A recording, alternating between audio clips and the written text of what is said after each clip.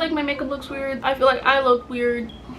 I'm back with another hair video. Thank you for joining your non-natural hair guru.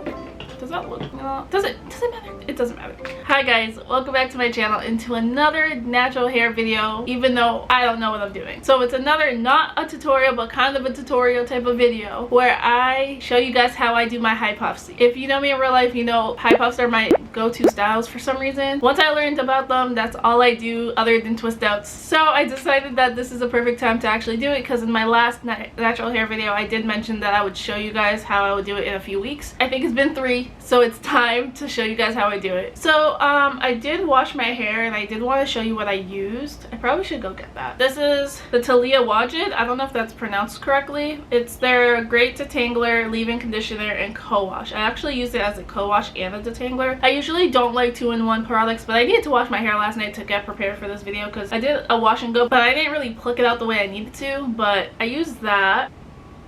And for my treatment, I used the Shea Moisture Moringa and Avocado Power Greens Restructure.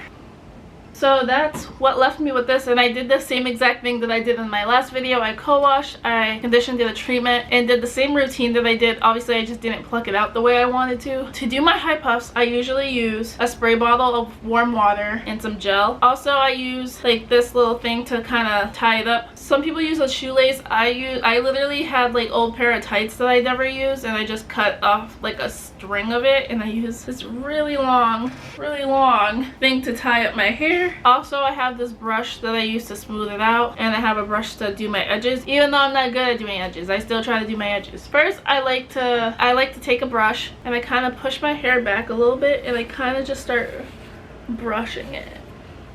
I don't personally like to dry brush, but just to kind of push it back a little bit like that. Then I take the spray bottle of warm water and I kind of just no. Okay, and I kind of just spray it on the front part first. Then I kind of massage it in just to loosen up the hair a little bit. Then I kind of start brushing again.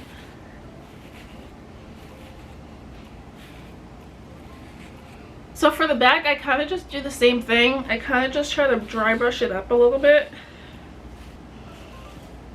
Then I take a spray with warm water. Then I kind of brush it up as well.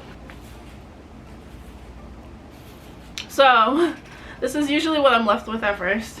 So for my gel, I'm using the Wetline Extreme. So I kind of just start putting the gel on the areas that I brushed. Like that. Like I said, I'm not really good at explaining things. I'm pretty good at showing. Then I put more gel in the back. Try to get the sides too, because sometimes my sides be really nappy. My brush again, and kind of just start brushing it. Just kind of making sure, and just kind of making sure it's smoothed out.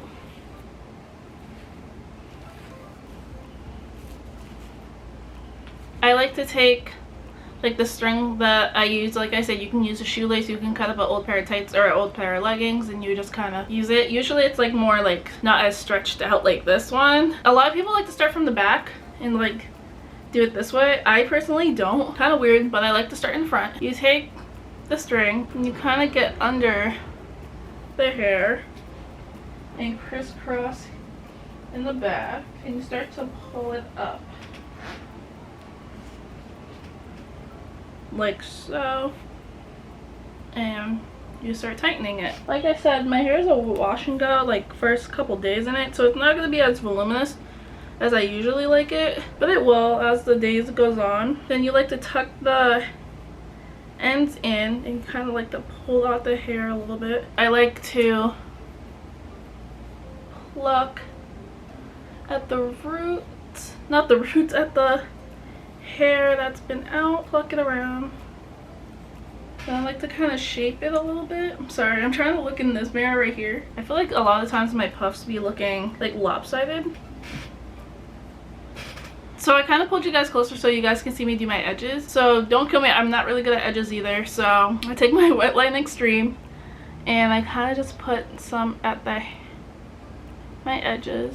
I kind of put a lot, I don't know why by accident, but kind of put a lot. Then I like to take my edge control brush. I got this at Target for like $3. I just kind of do my edges a little bit. Like I said, I'm not like good at it, so like it might not even look that good.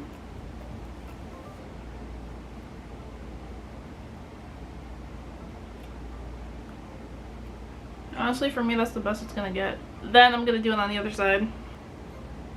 Just kind of swoop it a little bit.